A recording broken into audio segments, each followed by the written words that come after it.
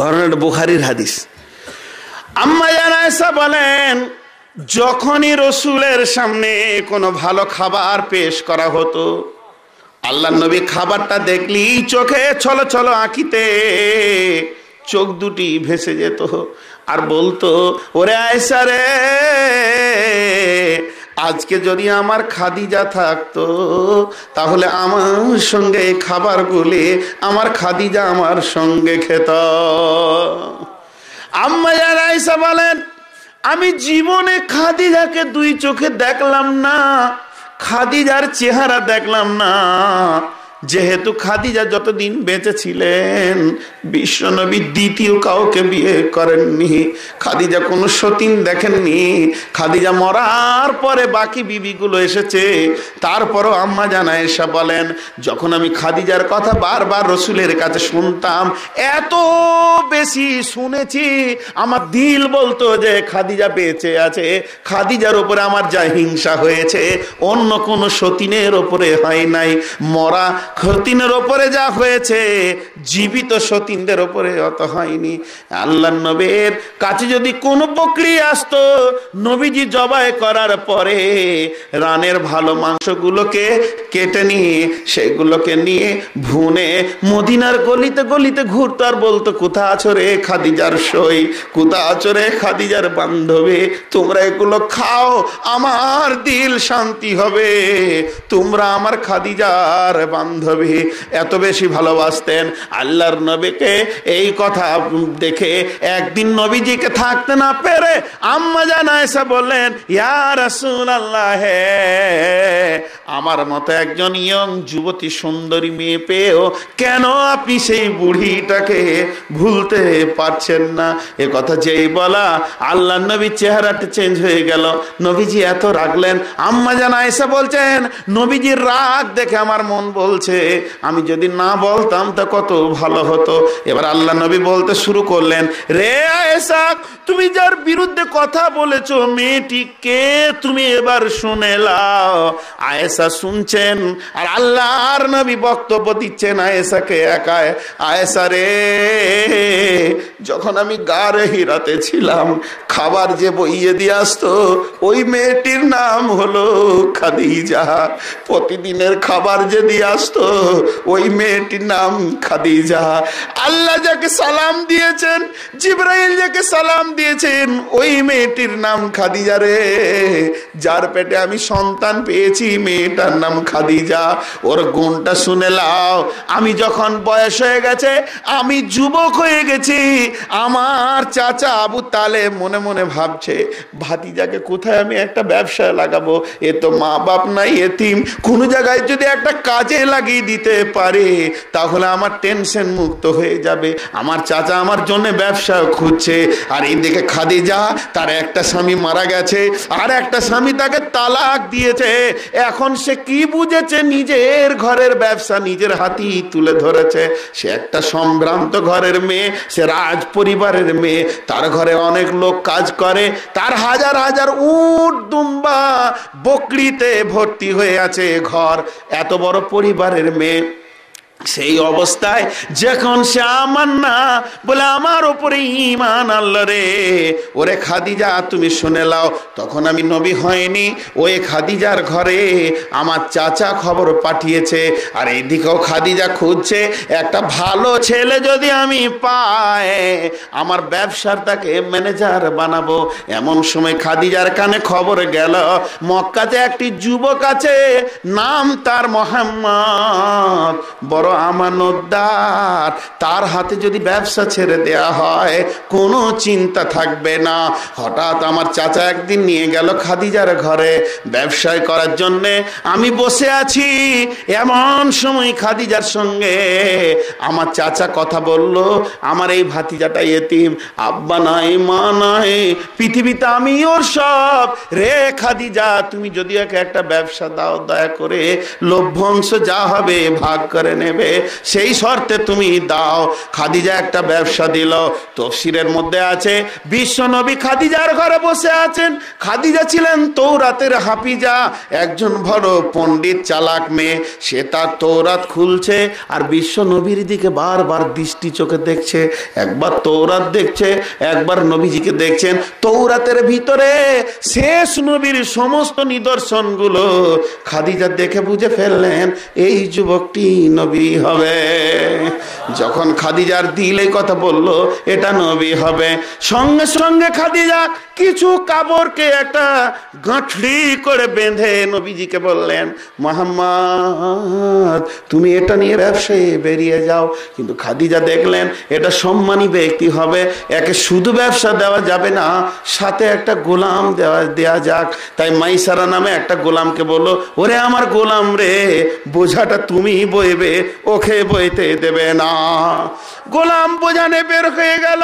খাদিজার চোখ থেকে যেই নবীজি বের হয়ে গেছেন তখন ইয়ং নবীজির একদম জওয়ান বয়স। নবীজি ব্যবসায় বেরিয়ে গেলেন। খাদিজার দিলের ভিতরে বেচैन ঢুকে গেল। কেন পাঠালাম, কি ভুল করলাম? তৌরাত বলছে তার শত্রুতে ছড়াছড়ি হয়ে যাবে, তার জানের দুশ্মন অনেক হবে। আমার পাঠানোটা এ যেন ভুল হয়ে গেছে। নিজেকে নিজেই মাফ করতে পারছে না। প্রতিদিন খাদিজা রাস্তার দিকে তাকিয়ে থাকতো, কখন আমার মুহাম্মদ ফিরে আসবে। একদিন খাদিজা সে দূরে তাকিয়ে দেখছেন নবী মুহাম্মদ আসছে, আকাশের মেঘ তাকে ছায়া করতে করতে আসছে।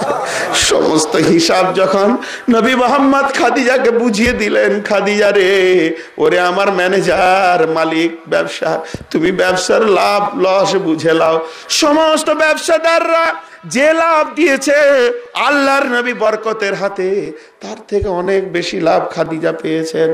আল্লাহর নবী চলে গেলেন এবার বাড়ি। সমস্ত কিছু বুঝিয়ে দেওয়ার পর আল্লাহর নবী চলে যাওয়ার পর খাদিজা বড় চালাক মেয়ে ছিলেন, মাইসারাকে নিয়ে এবার বসলেন। মাইসারা রে, ওরে আমার গোলাম, যে লোকটার সঙ্গে তোমাকে পাঠিয়েছিলাম লোকটা সম্পর্কে তুমি কিছু বলতে পারবে কি? মাইসারা তখন বলছে, ও খাদিজা, ওরে আমাদের ব্যবসার মালিক, আমি বেশি কিছু বলতে পারবো না, দুটি কথা বলতে পারবো। বলে দুটি কথা কি? তুমি তাড়াতাড়ি বলো, আমার দিলে বেচैन ঢুকে গেছে। বলে ওই লোকটিকে নিয়ে আমি যখন শাম দেশে ব্যবসায় চলে গেছিলাম, একদিন মোহাম্মদ বলল আমি ক্লান্ত, একটু ঘুমাতে দাও। উনি ঘুমিয়ে গেলেন, আমি কাপড়গুলোকে নিয়ে ওখানে পাহারা দিচ্ছিলাম। এমন সময় একটা পাদ্রী এসে বলল, লোকটি কে? আমি বললাম লোকটার নাম মোহাম্মদ, ইনি ব্যবসার মালিক আর আমি ব্যবসার গোলাম। তখন সঙ্গে সঙ্গে আমাকে বলল, ওকে উঠাও, ব্যবসা নিয়ে তুমি মক্কায় ফিরে চলে যাও, এখানে থাকিও না, এর দুশ্মন হবে, এটা লোকটি নবী হবে। এই কথা একজন পাদ্রী বলেছে রে খাদিজা।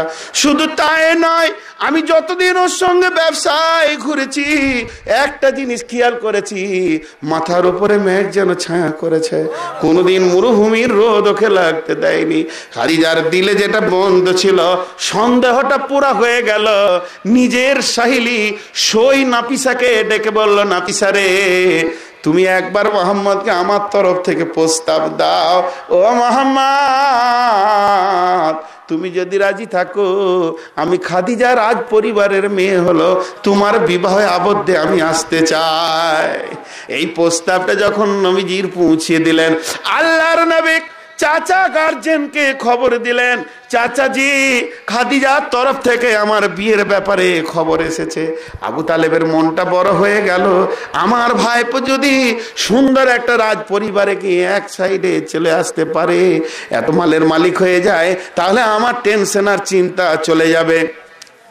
আবার আবু তালেব মনে মনে ভাবছে, ভাইপোর কাছে খবর এসেছে তাই আমাকে দিয়েছে, ভাইপো রাজি আছে কিনা জানতে হবে।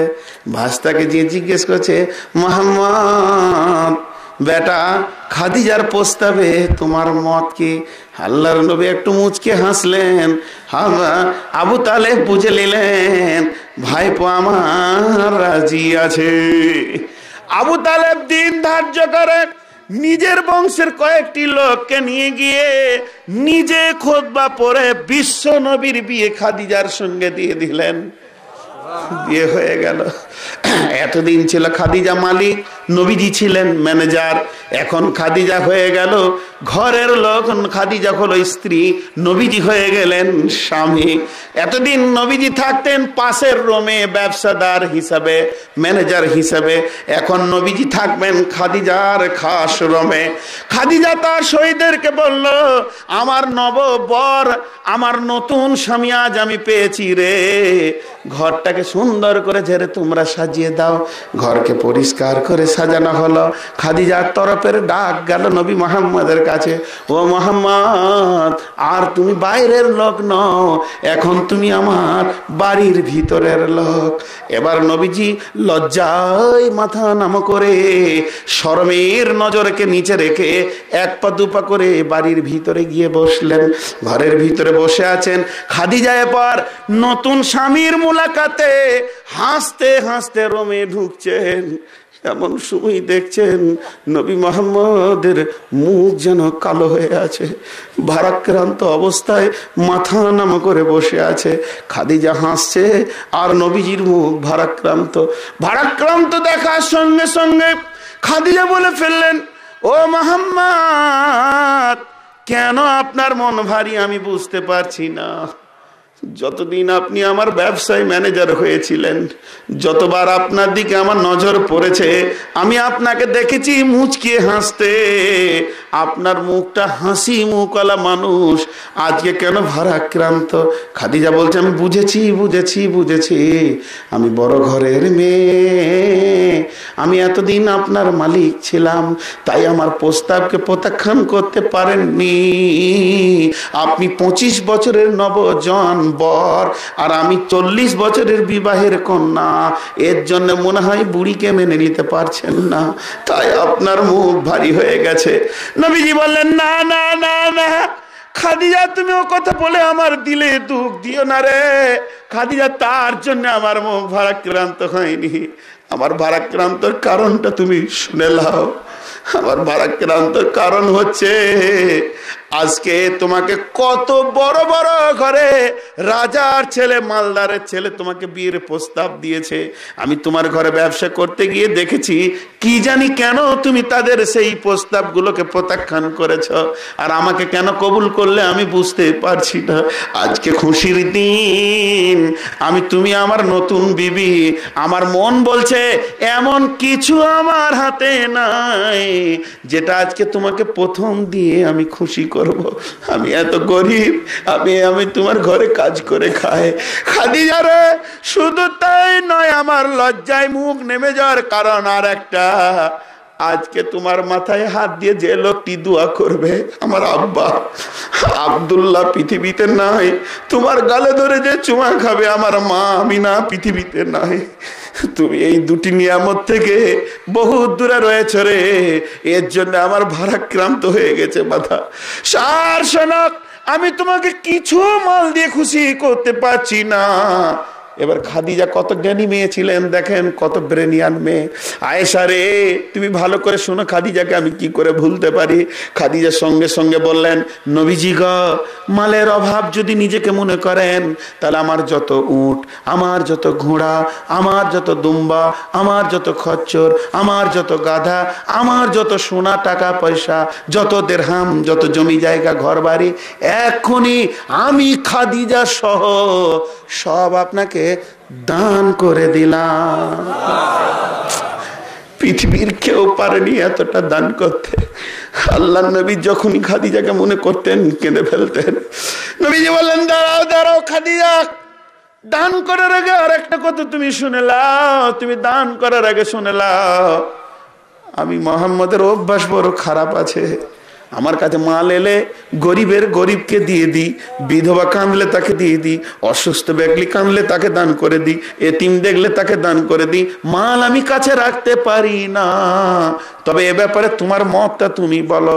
খাদিজার সঙ্গে সঙ্গে বললেন, ও নবী মুহাম্মদ, ও আমার স্বামী মুহাম্মদ, আপনাকে আমি এখনই দান করে দিলাম। মন যাবে আপনি ব্যবহার করবেন, মন যাবে আপনি দান করে দেবেন, কোন শর্ত নাই। মারে, খালারে, বোন রে, বেটি রে, ভালো করে শোনেন, নবীজি এর জন্য খাদিজাকে ভুলতে পারেননি। আল্লাহর নবী ওই খাদিজার উট, খাদিজার ঘোড়া, খাদিজার বকরি, খাদিজার দুম্বা দান করতে করতে করতে নবীজি চোখের পানিতে বলছেন, আয়েশা রে, আমার খাদিজা যেদিন আমার কাছ থেকে দুনিয়া থেকে চলে গেল, আমার কাছে এমন পয়সা নাই যে খাদিজাকে আমি কাফন কিনে দিতে পারি। নিজের পাগড়ি খুলে তার কাফন বানালাম।